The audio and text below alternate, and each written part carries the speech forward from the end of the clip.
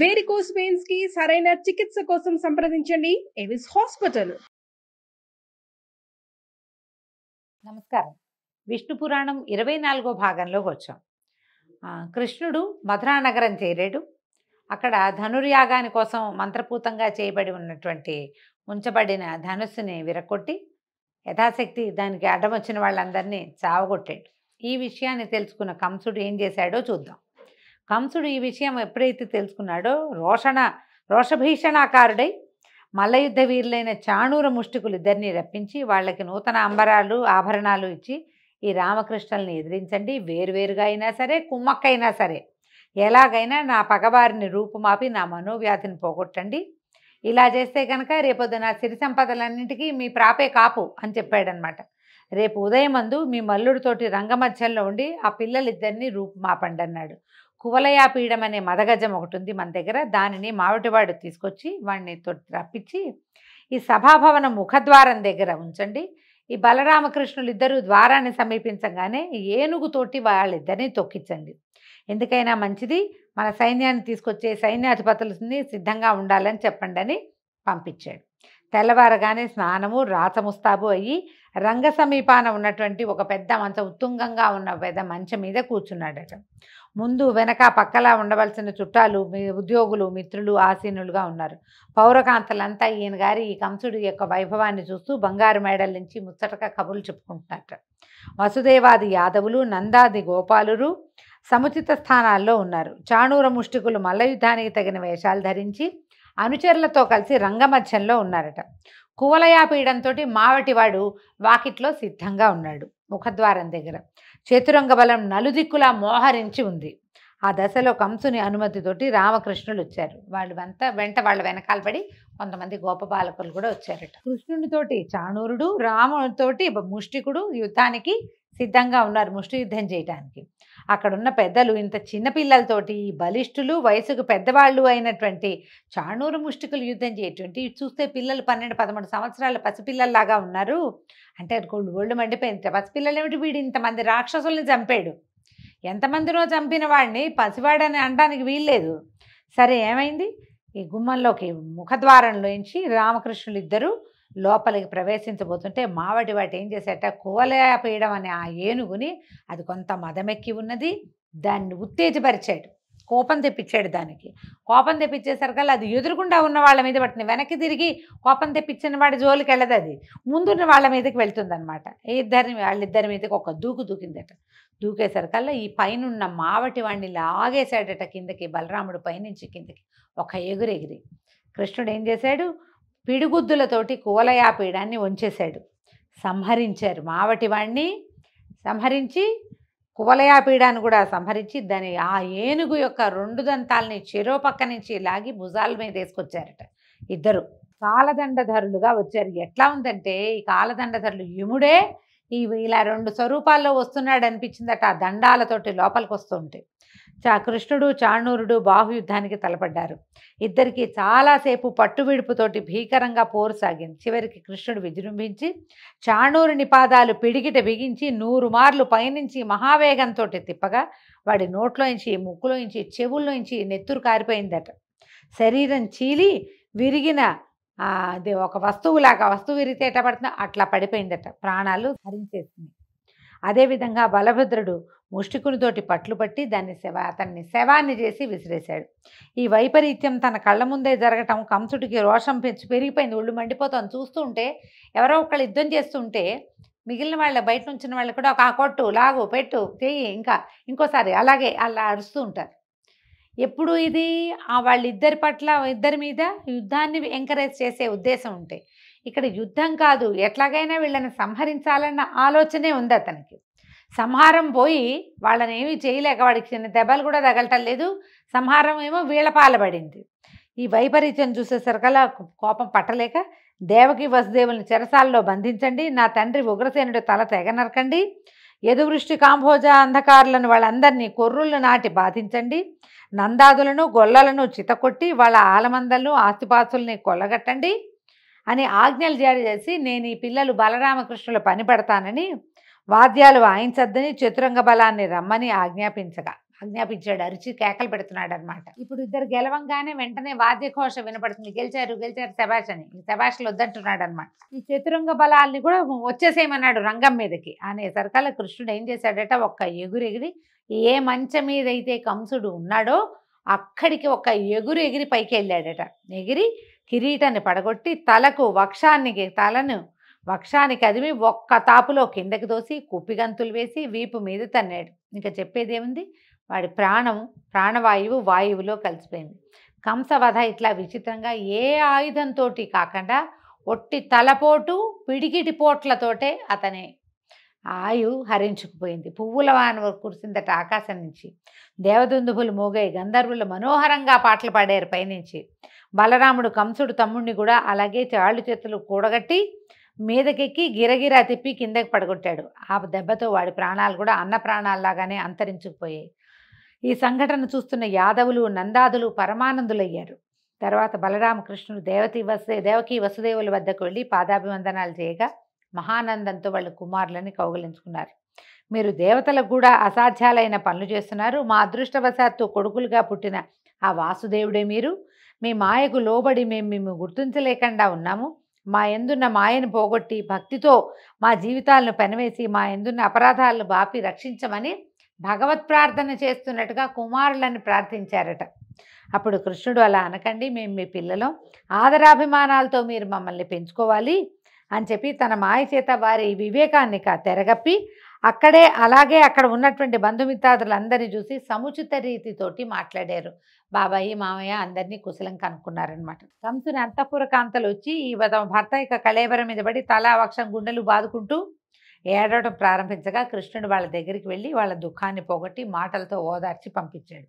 ఒకప్పటి యయాతి పలికిన శాపం వల్ల యాదవులకు రాజ్యాధికారం చెల్లదన్నది స్మరించి అలాంటి కాంక్ష లేనివాడై వెళ్ళి చెరసాలలో బద్ధుడై ఉన్న ఉగ్రసేనుని విడిపించి తీసుకొచ్చి కంసునకు పారలౌకిక క్రియలు వారి చేత చేయించి రాజుగా పట్టాభిషేకం చేయించి అక్కడికి వచ్చిన రాజులందరినీ పరికించి చూసి ఇట్లా అన్నాడట, ఈ క్షణం నుంచి యాదవులు మిగిలిన వారు నేను మా అన్న నీకు అనుకూలంగా ప్రవర్తిస్తూ ఉంటాం.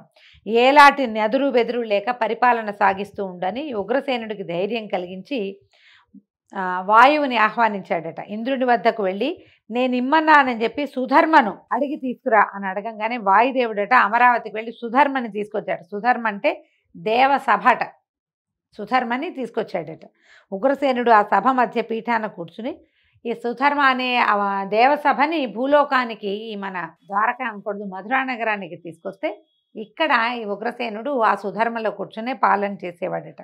ఈ విధంగా కృష్ణలీల చెప్పగా విన్నటువంటి మైత్రేయుడు మహాత్మా శ్రీకృష్ణుని బాల్యలీలలు విని పరమానంద భరితుడయ్యాను.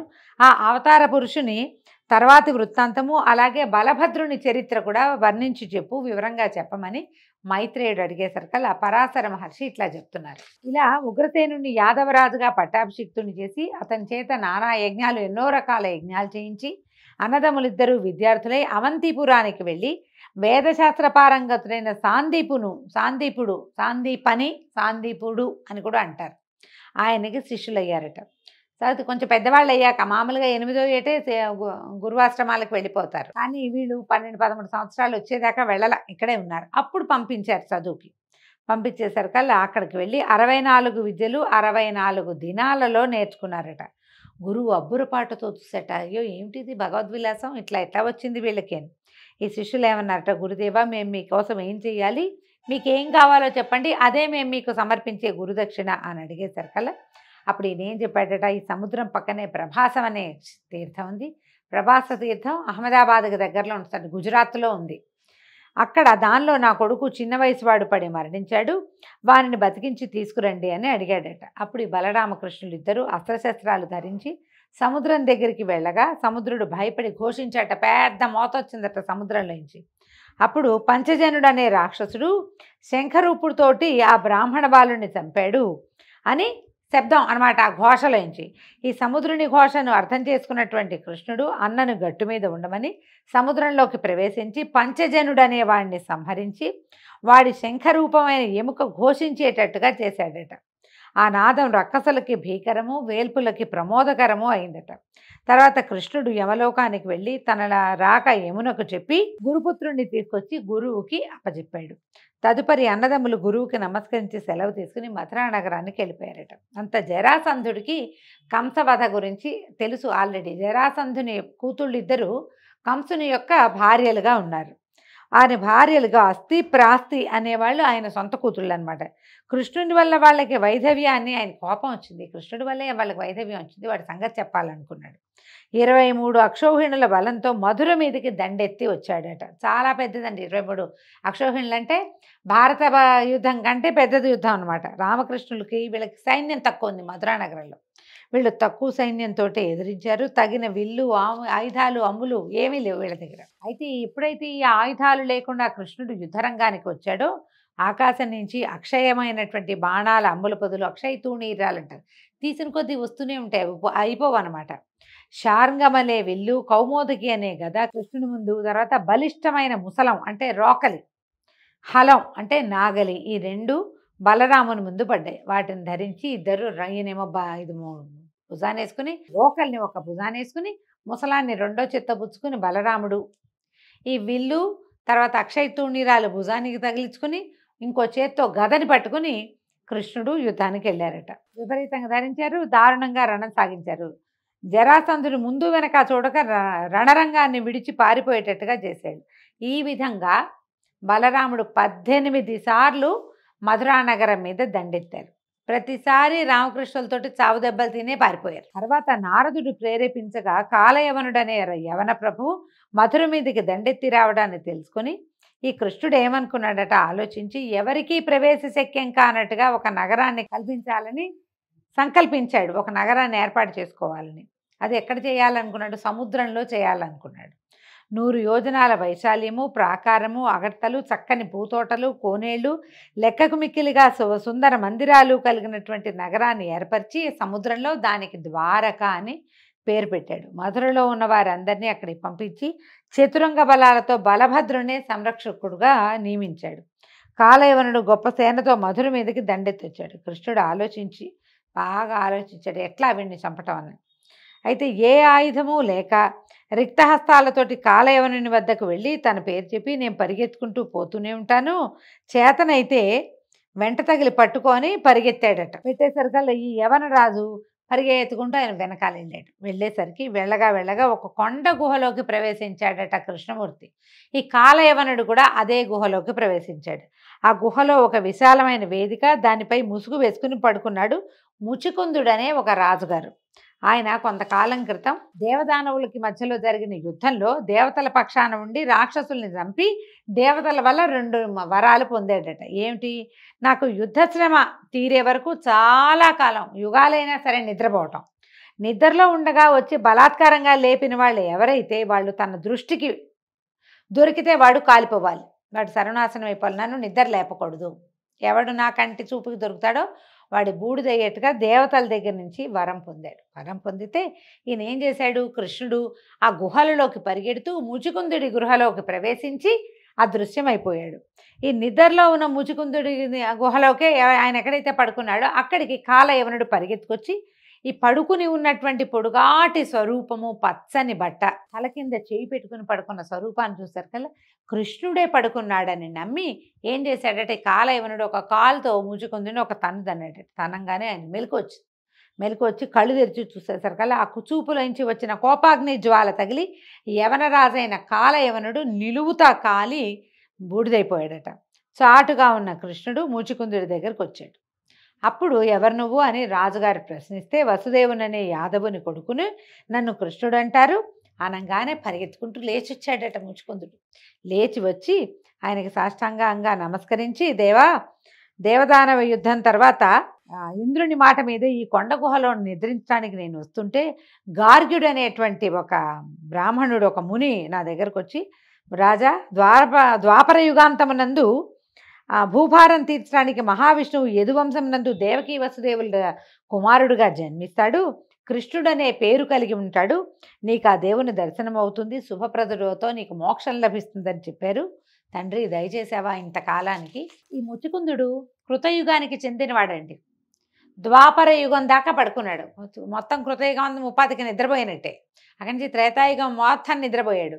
ద్వాపర యుగాంతంలో జన్మించాడు కృష్ణ పరమాత్మ. ఆయన తర్వాత 5000 సంవత్సరాలే తర్వాత వచ్చేసింది కలి. ముచుకుందుడు గుర్తుపట్టాడు అనమాట. బట్టి అప్పుడు ఇది పరమాత్మకి దండం పెడితే ఆయన ముకుందుడు ప్రసన్నుడై ఏమన్నాడంటే, రాజా, నా మాట వల్ల దివ్యభోగాలు అనుభవించి మంచి వంశంలో పుట్టి వైభవాన్ని పొంది పూర్వజన్మ జ్ఞానం కలిగి నీకు ఇష్టమైన లోకంలో ఉండు, తర్వాత జన్మాంతమందు మోక్షాన్ని పొందమని చెప్పాడు. వరాలు ఇచ్చి బయటికి వెళ్ళిపోయాడు. ఇదండి హైదరాబాదు చుట్టుపక్కల సమీపంలో ఉన్నటువంటి అనంతగిరి కొండల మీద జరిగింది. ఇక్కడ ఈయన ఏం చేశాడట, ఈ ముచుకుందుడు కృష్ణుని పాదాలు తన అర్ఘ్యపాత్రతోటి, తన దగ్గర ఉన్న పాత్రతో ఉన్న నీళ్లతోటి పాదాలు కడిగితే అదే ముచికుంద నది అయిందట. దాన్నే మూసీ నది అంటున్నాం. ఇప్పుడున్న మూసీ నది ఈ కాలం నాటిదనమాట. కృష్ణ పరమాత్మ పాదాలు కడగగా వచ్చిన నీరు, ఆయన పాదాల మీద నుంచి స్రవించిన నీరే మూసీ నదిగా మారింది. ఇది ఇక్కడే జరిగిందని దీనికి ఐతిహ్యంపు కథలు కూడా ఉన్నాయి, చారిత్రక ఆధారాలు కూడా కొన్ని 1-2 ఉన్నాయి. పెద్ద పాదాలు ఉన్నాయి ఆ గుహల్లో అని చెప్తారు. అయితే రాజుగారి బయటకు వచ్చి చూశాడు. ఈ ముచుకుందుడు బయటకు చూస్తే స్వల్పంగా ఉంది జనసమూహం, అందరూ పొట్టివాళ్ళుగా కనపడతారు. ఈయన కృతయుగం నాటివాడు కదా, అప్పుడు ఎంత పొడుగాటి వాళ్ళు, భూమి ఆకాశాలు పట్టకుండా ఉండేవాళ్ళు పొడుగ్గా. అమ్మో, ఈ కలియుగారంభం అయిపోయింది, ఈ స్వజనం వద్ద నేను ఉండలేను అని అసహించుకున్నాడట. ఇంత పొట్టి వాళ్ళతో ఎట్లా ఉంటామని గంధమాదన గిరికి పోయి తిరిగి తపశ్చర్యను ఆరంభించాడు. కృష్ణుడు శత్రువులను పరిమార్చి వాళ్ళ సంపదలన్నీ గ్రహించి తెచ్చి తాతకిచ్చేవాడట.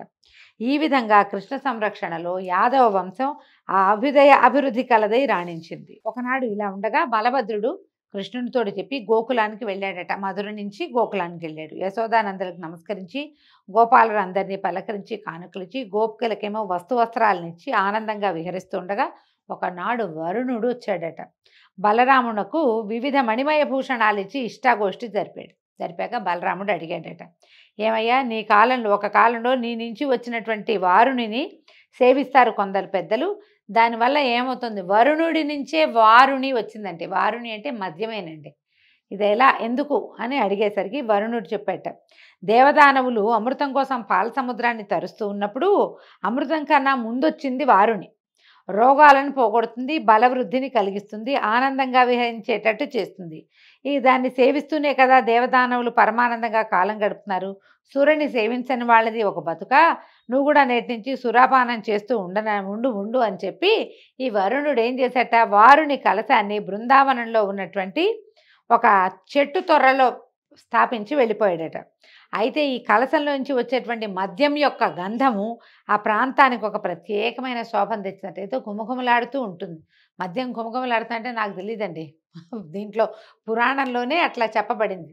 ఇప్పటి మద్యం ఈ కాలంలో ఉండేవి వేరు, ఆ కాలంది వేరే అయ్యి ఉంటుంది బహుశా. ఒకనాడు బలరాముడు తన వారితో ఆ ప్రాంతానికి తిరగడానికి రాగా ఆ మద్యం యొక్క గంధము నేను ఆకర్షించింది. ఏదో మంచి వాసన వస్తుంది, ఎక్కడ వస్తుంది ఈ వాసన అని వెతికితే ఈయనకి వేప చెట్టు త్వరలో కనపడినటువంటి వారుణి కలశాము కనపడిందట. అది వరుణుడు ఉంచిందేనని చెప్పి భావించి యమునా తీరంలో ఉన్న బృందావనంలో గోపికలతో కలిసి సవిలాసంగా మద్యపానం చేశారు. కొందరు గోపికలు కూడా మద్యపానం చేసి వింత పలుకులతోటి విలాసాలతోటి విర్రవీగుతున్నట్టుగా నటించడం ప్రారంభించారు. అయితే ఒక వినోదం కలిగిస్తుంది మద్యపానం. ఏముంది, తాగేసరికల్లా ఒక మత్తు వస్తుంది, ఒళ్ళు ఊగిపోతూ ఉంటుంది, కళ్ళు తిరుగుతూ ఉంటాయి, ఏదో సంతోషం కలుగుతూ ఉంటుంది. దాంతో ఈయన ఏం చేశాడు, హాయిగా వాళ్ళతోటి కబుర్లు చెప్తూ గోపికలందరూ తలా ఒక పిచ్చి వేషము వేస్తుంటే ఆ పిచ్చి వేషాలన్నీ చూసి నవ్వుతూ ఆడుతూ అలసి సొలసి జలక్రీడలు ఆడదామనిపించింది. చాలా చెమట పోస్తోంది, విసుగ్గా ఉంది, స్నానం చేద్దామని మదిరాపాన మత్తుడై అక్కడికి వెళ్ళలేక యమునా నదిని నా దగ్గరికి రా అని యమునని పిలిచాడు. యమున ఎందుకు వస్తుంది, ఆవిడ దారిని ఆవిడ పోతూ ఉంటుంది. ఈ బలరాముడి దగ్గరికి రాకపోయేసరికల్లా కోపం వచ్చిందట. ఓ యమున, ఇలా చూడు, నా చేత్తో కానీ దీంతో కానీ నీ బతుకు 1000 బారలేస్తాను, నా పిలుపు నీకు వినిపించట్లేదా, అంత మదించున్నావా అని యమునని తిడుతూ, తాగబోతు వాళ్ళు ఇలాగే కదండి చేస్తారు, బలరాముడు చేశాడని చెప్తోంది పురాణం. అయితే వెళ్ళి ఏం చేశాడు, యమునా నది గట్టుకి వెళ్ళి నాగల్ని నీళ్లలో ముంచి లాగాడట. లాగేసరికల్లా ఏమైంది, అది విని దేవతలందరూ పైనుంచి ఆశ్చర్యంగా చూస్తారట. ఏం శబ్దం వస్తోంది ఇది, పెద్ద ధ్వని, చాలా పెద్ద శబ్దం అట. యమున పెద్ద పెద్ద పాయలుగా అయిపోయి బృందావనంలోకి ప్రవేశించిందట. లాగేసరికి సెపరేట్ అయిపోయింది, కొన్ని పాయలుగా ఏర్పడి ఒక పాయ లోపలికి వచ్చింది. ఈయన ఏం చేశాడు, బలరాముడు భార్య అయిన రేవతితో గోపికలతో ఆ నీళ్లలో క్రీడలు ఆడుతుంటే వాళ్ళ ఆటలు సహించలేక యమున నిజ రూపంతో బయటకు వచ్చేస్తుందట. బయటకు వచ్చి బతిమలాడిందట, నన్ను ఇంత గాయాల పాలు చేసావు, ఇన్ని దారులు చేసావు, నన్ను వదిలిపెట్టేసేయి అని బతిమలాడేశారు కల్లా సరే భయపడకు వెళ్ళమని జలక్రీడలు ఆపేసి భార్యా సమేతుడై తిరగటం మొదలుపెట్టాడు, విహారం చేయటం మొదలుపెట్టాడట బృందావనంలో. అలా వినోదంగా ఉండగా అప్పుడు వరుణుడు ఏం చేశాట, నల్ల కలువల వన్నెలో ఉన్న తలపాగా, కనకరత్న కుండరాలు, నీలాంబరము, తెల్లని పట్టుగొడుగు ఇచ్చి వెళ్ళాడట. అప్పుడు ఏం చేశాడు, చాలా రోజులు ఈ 2-3 నెలల పాటు బృందావనంలోనే సంతోషంగా గడిపి తర్వాత కృష్ణ సందర్శనం కోసం హలాన్ని భుజం మీద వేసుకుని ద్వారకా నగరం వెళ్ళాడట. అయితే ఆ కాలంలో విదర్భ దేశాధీశుడు కుండినపురంలో నివసిస్తున్నవాడు భీష్మకుడనే రాజు. అతనికి పెద్ద కొడుకు రుక్మి, ఒకే ఒక్క కూతురు రుక్మిణి. అయితే ఆమె రూపురేఖా విలాసాలకు ముమ్మరించి ఎందరో రాజకుమారులు మాకని అడిగేవాళ్ళట. ఆమె చాలా సౌందర్యవతి అని. అయితే ఎవరో ఒకళ్ళకి తీరలా, ఇంకా ఎవరి కోరిక తీరలేదు. శ్రీకృష్ణునే వరించాలని రుక్మిణి యొక్క నిశ్చయము. రుక్మిణిని పరిగ్రహించాలని కృష్ణుడు సంకల్పం చేశాడు కూడా. కానీ ఆమె పెద్దన్న అయినటువంటి రుక్మి శిశుపాలుడికి ఇవ్వాలనే పట్టుదలగా ఉంది. చేదిరాజు అయినటువంటి శిశుపాలుడు రుక్మికి స్నేహితుడు. మళ్ళీ శిశుపాలుడు ఎవరో కాదు, శ్రీకృష్ణుడికి 3వ మేనత్త కొడుకు. అతనికి ఈ అమ్మాయిని ఇవ్వాలని భావించారు. రుక్మి మన శిశుపాలుడిని పిలిచారు కూడా, పెళ్లికి తరలి రమ్మని పిలిచారట. ఈ జరాసంధుడితోటి ఇతోధికంగా స్నేహంలో ఉన్నటువంటి శిశుపాలుడు అందరినీ, తన స్నేహితులందరినీ తీసుకుని కుండినపురానికి వచ్చాడట. స్వయంవర వార్త విన్నటువంటి కృష్ణుడు, బలభద్రుడు మొదలైన అన్నదమ్ములతో ఇంకా ఉన్నారు ఆయనకి, సాత్యకి వాళ్ళు తమ్ముళ్ళు, వాళ్ళందరినీ తీసుకుని తగిన బలగంతో బయలుదేరి కుండినపురానికి వచ్చి కొంచెం దూరంగా అందరినీ పెట్టాడట. మనకేం కథ వింటామంటే భాగవతంలో రుక్మిణీదేవి నుంచి ఒక ఉత్తరం వచ్చిందని వింటాము. అలా కాకుండా స్వయంవర ప్రకటన వినే వీళ్ళు వచ్చారని చెప్తోంది పురాణంలో, ఇట్లా చెప్పబడుతోంది. ఆచారం ప్రకారము రుక్మిణి బ్రాహ్మణ సుమంగళులతోటి దాసీజనంతో ఊరు వెలుపల ఉన్నటువంటి దుర్గాలయానికి వచ్చి ఆరాధన చేసి రాజమార్గానికి రాగా కృష్ణుడు ఆమెను చూసి పరిగ్రహించి రథం ఎక్కించుకున్నాడట. ఆ వార్త తెలిసినటువంటి ఆమె అన్న శిశుపాలాదులతోటి కలిసి కృష్ణుడితో యుద్ధానికి సిద్ధపడ్డాడు. జరాసంధుడు, దంతభక్తుడు, సాళ్వుడు, శిశుపాలుడు మొదలైన వారు మబ్బులు భాస్కరుని ఎదిరించినట్టుగా శ్రీకృష్ణుడిని ఎదిరించాడు. మబ్బులు సూర్యుడిని ఏం ఆపగలమంటే ఊరికే ఒక క్షణం ఆచ్ఛాదన వస్తుంది, తర్వాత సూర్యుడు బయటకు వచ్చేస్తాడు. అట్లా కృష్ణుడి మీదకి వెళ్ళారు. తర్వాత బలరాముడు, సాత్యకి, కృతవర్మ మొదలైన యాదవ సింహాలు విజృంభించి జరాసంధాదుల చతురంగ బలాలను తుకుతుకుగా చిత్తకొట్టారు. ఆ దెబ్బతో జరాసంధుడు తిరిగి పారిపోవాల్సి వచ్చింది. శిశుపాలుడు కూడా చేసేది లేక తన ఊరు తాను వెళ్ళిపోయాడు సిగ్గుబడి. కానీ రుక్మి వదిలిపెట్టలేదట. కృష్ణుడి సంహరిస్తే గాని నగరంలోకి వెళ్ళనని ప్రతిజ్ఞ పలికి ఎదిరించాడట. అప్పుడు కృష్ణుడే తలపడి వాని సైన్యానికి ధైర్యం కలిగించి రుక్మిని గట్టిగా పట్టుకుని, బావా ఊరికే హాస్యం సుమాని తల అక్కడక్కడ గొరిగి వదిలిపెట్టించాడు. పిడిబాకు లాంటిది, పచ్చల పిడిబాకు ఉంది ఆయనకి. ఆ బాకుని తీసి దాంతో తల అక్కడక్కడ బొరియలుగా కట్ చేసి వదిలిపెట్టాడు. తర్వాత విజయలక్ష్మితో సహా రుక్మిణిని తీసుకొచ్చి ద్వారకలో సలక్షణంగా వివాహం చేసుకున్నాడు. అయితే ఈ వివాహానికే రాక్షస వివాహం అని పేరండి. వధువుని బలాత్కారంగా తీసుకురావటం అనేది ఆ రోజుల్లో విధానంగానే ఉండింది. కృష్ణ పరమాత్మ ఆమెను వివాహం చేసుకున్నాడు. కొంతకాలానికి ఆ దంపతులకు మన్మథాంశంతో ఒక కుమారుడు, అచ్చంగా మన్మధుడిలాగా కనపడేటువంటి ప్రద్యుమ్నుడనే నామధేయంతో ఒక కుమారుడు కలిగాడు. అయితే ఈ పిల్లవాడు పుట్టిన 6వ రోజున శంబరాసురుడు అనే రాక్షసుడు పురిటింట్లోకి వచ్చి పసిబిడ్డని ఎత్తుకుపోయి సముద్రంలో పడేశాడట. కృష్ణుని కుమారుడి వల్ల నీకు మరణము అని ఆ శంబరుడికి ఒక అశరీరవాణి చెప్పింది. అందుకని ఏం చేశాడు, ఆ పని జరగకూడదని చంటి పిల్లవాడినే తీసుకొచ్చి సముద్రంలో పారేశాడు. ఆ శిశువుని ఒక చేప మింగిందట.